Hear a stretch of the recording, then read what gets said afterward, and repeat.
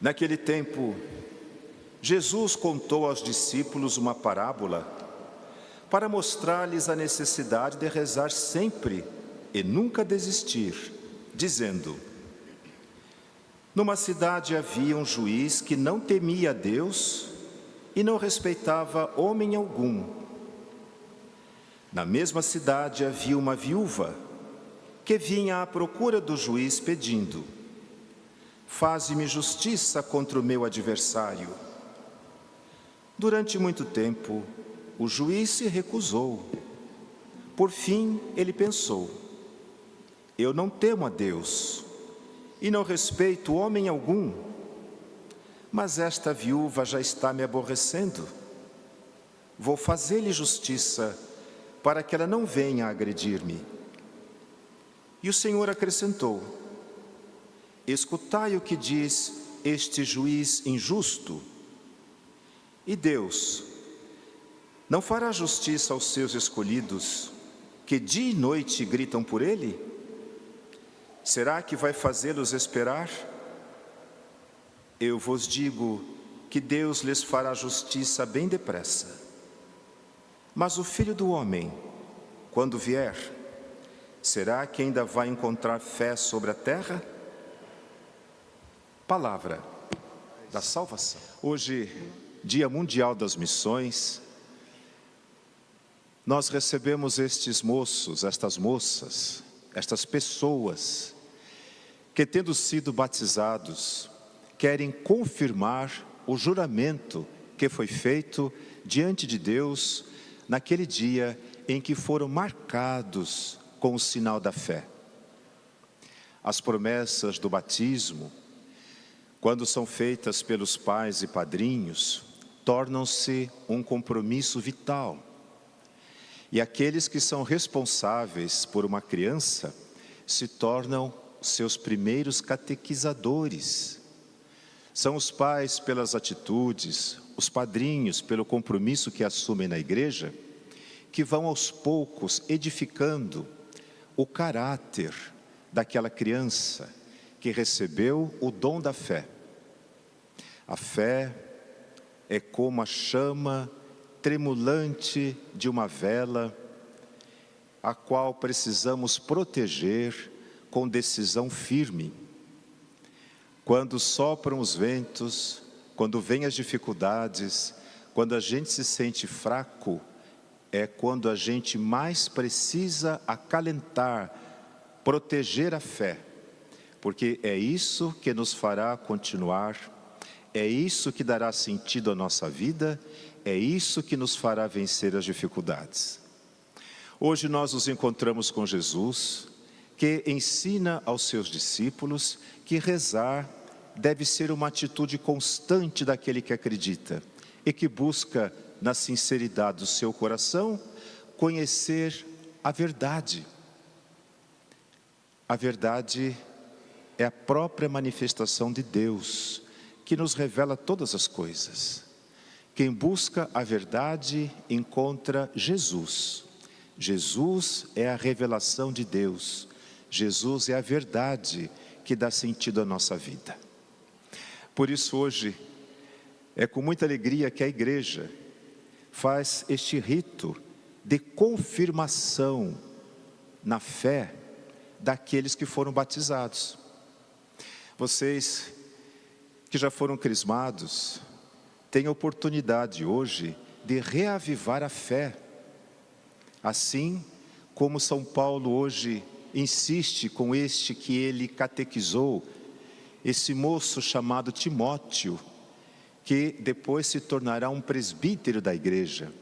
São Paulo o incentiva a não desanimar nunca, mas a revigorar constantemente a luz da sua fé, através do ensinamento da palavra, aquilo que a Bíblia nos tem a dizer. E São Paulo diz assim para Timóteo: olha, a Bíblia é útil em qualquer situação da vida, por isso é preciso conhecê-la, é preciso que ela faça sentido, que ela faça parte da sua vida, porque é isso que vai ajudar você, nos momentos difíceis e alegres, a tomar as decisões da vida que o levarão à eternidade. Por isso, nós que somos batizados, nós que somos crismados, isto é, confirmados conscientemente na nossa fé, nós somos missionários. Onde quer que estejamos, nós estamos vivendo conforme a palavra de Deus. E eu já dei para vocês tantas vezes esses exemplos de simplicidade. Às vezes a gente pensa que ser missionário significa deixar a família, ir lá para a Amazônia. Mas ser missionário, em primeiro lugar, significa acreditar que Deus tem um plano para a minha vida e que eu faço parte da missão de Jesus, que é resgatar, restaurar, salvar a humanidade e levá-la de volta para casa, para os braços do Criador. Essa é a missão de Jesus. Por isso Ele mesmo vai dizer: eu não vim condenar o mundo, eu vim salvar o mundo. É a missão de Jesus. E nós, batizados, crismados, participamos da sua missão. Como? Olha, dirigindo com responsabilidade o nosso carro nas ruas dessa cidade, respeitando a faixa de pedestre. Fazemos a vontade de Deus e somos um testemunho da sua presença nesse mundo quando temos gestos de gentileza para com as pessoas, especialmente para com aquelas que não poderão nos agradecer ou nos devolver o bem que fizemos a elas. Fazemos isso porque acreditamos que é o certo. Somos sinais da presença de Deus toda vez que lutamos pela justiça, promovemos o bem, defendemos o mais fraco, o vulnerável. Então, descobrimos uma força em nós que não julgávamos ter, porque essa força nos vem do Espírito, dessa luz que ilumina o nosso caminho e faz com que as trevas se afastem de nós. Hoje nos encontramos com Jesus, que conta aos seus discípulos esta parábola. A parábola é uma comparação de fundo moral, educativo. Sempre quer que o ouvinte se coloque dentro do jogo, do cenário, e se torne um dos personagens. Esta é a intenção da parábola. Por isso a parábola sempre é fruto de uma realidade conhecida.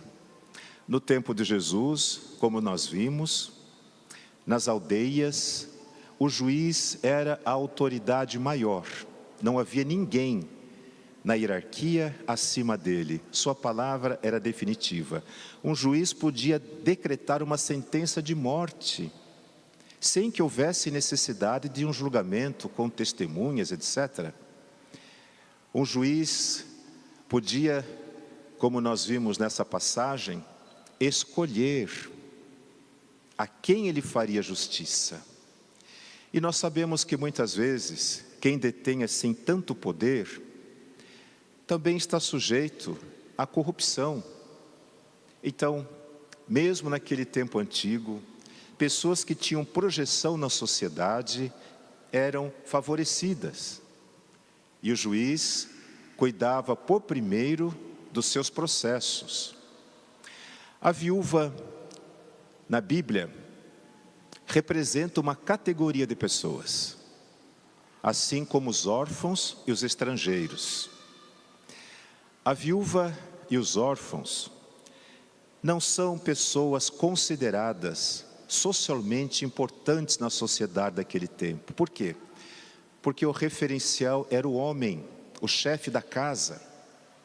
Quando a mulher saía da família, deixava a autoridade do pai e se sujeitava à autoridade do marido.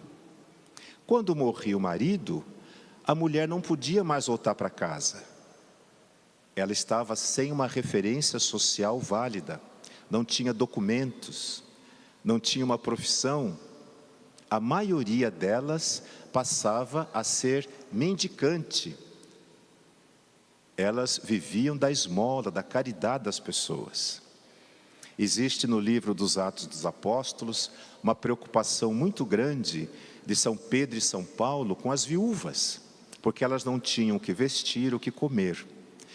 Hoje a gente pode estranhar que uma sociedade seja capaz de coisas tão perversas, mas quando a gente sai na rua e vê os pobres dormindo ao relento, numa noite terrível como essa, de tempestade, e as pessoas não têm nada a lhes proteger, a não ser um cobertor encharcado de água gelada, talvez um dia no futuro alguém vai dizer para nós assim, quando nós já estivermos bem velhinhos, mas vocês deixavam acontecer isso?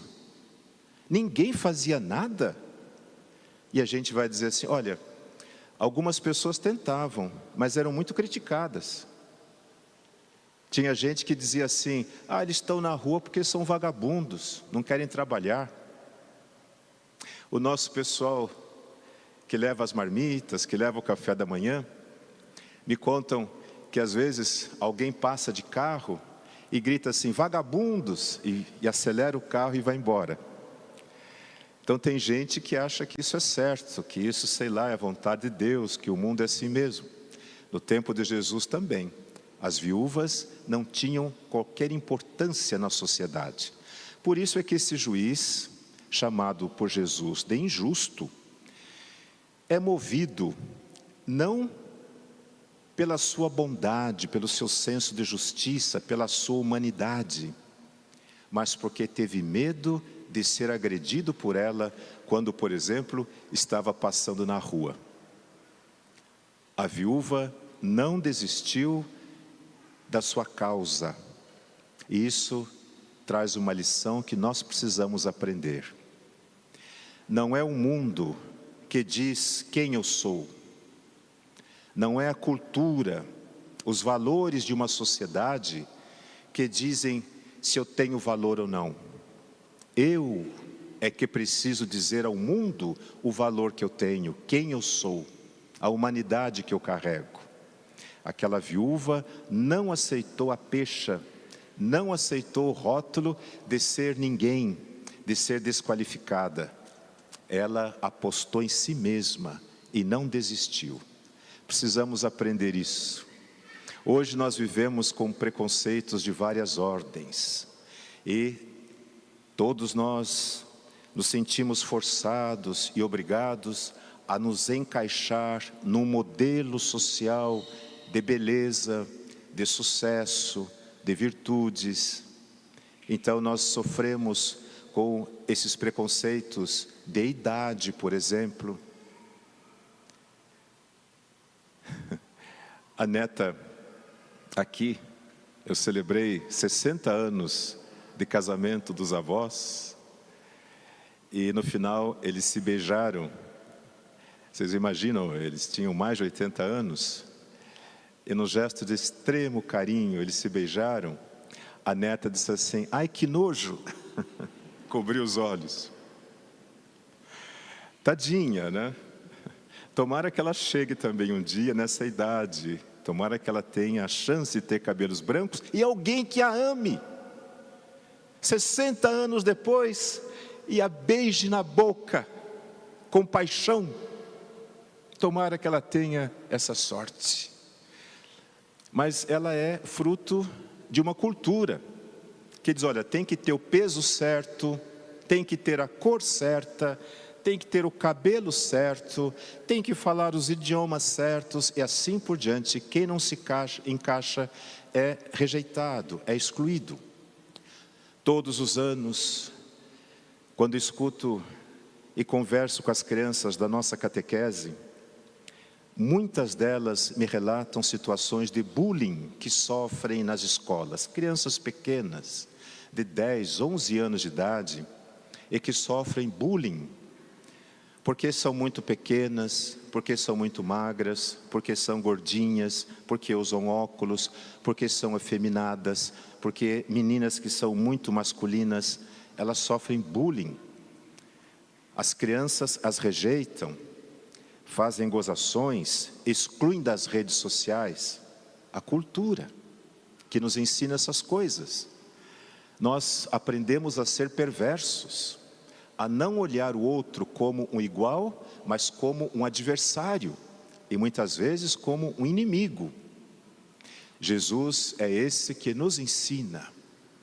A justiça do reino de Deus não olha a aparência das pessoas. Deus vê o coração, a essência. Ele sabe do que somos feitos, sabe quem somos e por isso nos ama, a despeito das coisas ruins que somos capazes de fazer. Por isso hoje, ao conferir a vocês esse sacramento sagrado em nome da igreja, nós vamos invocar o Espírito Santo para que derrame sobre vocês os 7 dons. Os dons do Espírito Santo nos humanizam, nos aproximam de Deus, nos fazem ter, enfim, as virtudes que são importantes para a eternidade. E por isso, nós nos assemelhamos a Jesus e acabamos sendo participantes da sua missão de resgatar, de reintegrar, de salvar o ser humano que por conta da sua vaidade, do seu orgulho e dos seus medos se perdeu nesse caminho de volta para casa. Atrás de mim tem aquele candelabro, é chamado menorá.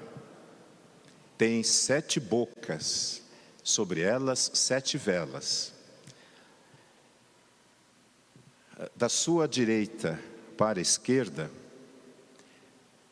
vou lembrar os 7 dons do Espírito Santo.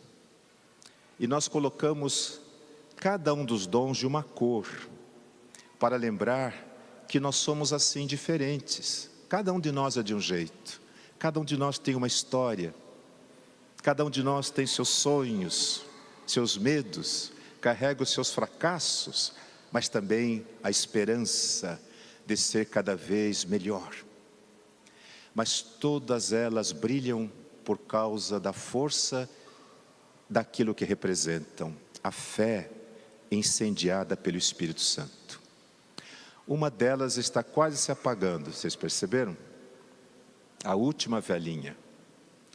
E há um sentido para isso.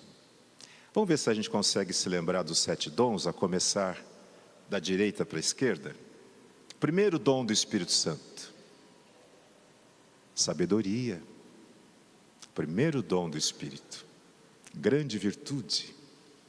O rei Salomão, diante do trono de Deus, podia pedir qualquer coisa. Deus lhe garantiu através do profeta: o que você pedir, Deus lhe concederá em favor do povo. E Salomão não pediu riquezas, pediu sabedoria. E por isso, quase 3.000 anos depois, ele será lembrado porque foi sábio. Ele pediu a virtude que o ajuda a discernir as coisas, a entender as coisas, sabedoria. Segundo dom, entendimento. Vocês não estão me ajudando, hein? Entendimento. Posso falar aqui as coisas mais lindas do mundo. Não tenho essa pretensão, mas poderia falar.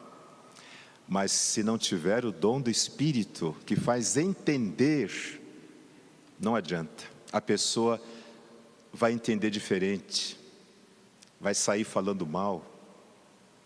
Naquele dia de Pentecostes, havia uma grande festa em Jerusalém e tinha gente de todas as tribos e nações para celebrar a Páscoa.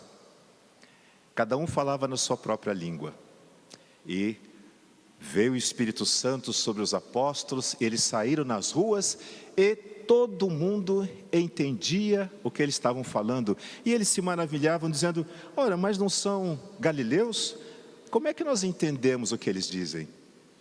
O Espírito Santo, dom, o entendimento, para a gente não malversar as coisas que ouve. Terceiro dom do Espírito.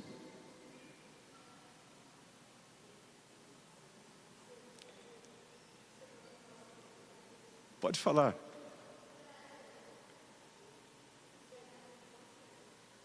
Conselho.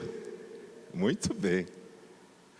Estou seguindo a ordem, que assim, o conselho, nem vou falar sobre isso, Mas é bom dizer, tem gente que acha que é boa conselheira. A pessoa vem abrir o coração, contar um problema, diz assim, mas você devia separar daquele homem. Põe aquele vagabundo. A pessoa quer dar conselho na vida da outra pessoa, e aí olha para a sua própria vida, né? Como é que você está vivendo a sua vida? Olha, se você quiser emagrecer, eu tenho aqui um regime, e a pessoa, e assim por diante. Conselho é quando inspirado por Deus. Às vezes o silêncio é o melhor conselheiro. Você ouvir o que a pessoa tem para dizer, você se empatizar com ela, abraçar na sua dor. Quarto, fortaleza. Eu não vou falar de cada um. Ciência. Piedade. E finalmente, aquela velhinha que está quase apagando, quem sabe? Temor a Deus. É isso que o juiz malvado não tinha, vocês viram? Eu não temo a Deus, também não respeito homem nenhum. Portanto, temor a Deus e respeito humano são coisas diferentes. Assim como temer a Deus e ter medo de Deus são coisas diferentes. Temer a Deus significa reconhecer a sua divindade, saber que Ele é Deus. Eu sou criatura. Eu quero viver de acordo com a vontade de Deus.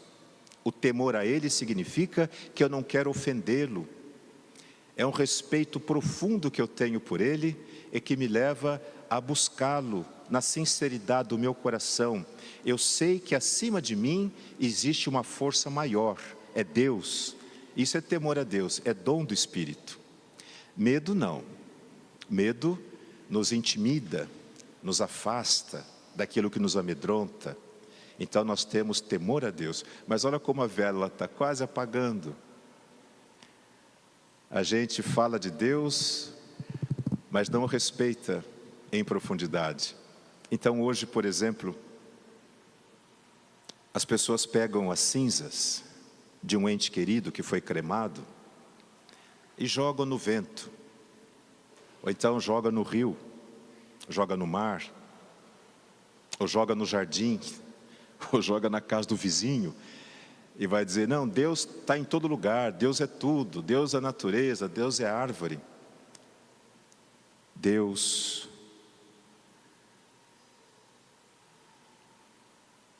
é pessoa. Deus é ser. Deus existe. E Jesus o revelou a nós. Vamos, nesse momento de graça, pedir que os mesmos dons que virão sobre estes que serão crismados, venha também sobre nós, sobre a nossa igreja, sobre o mundo que é a nossa casa.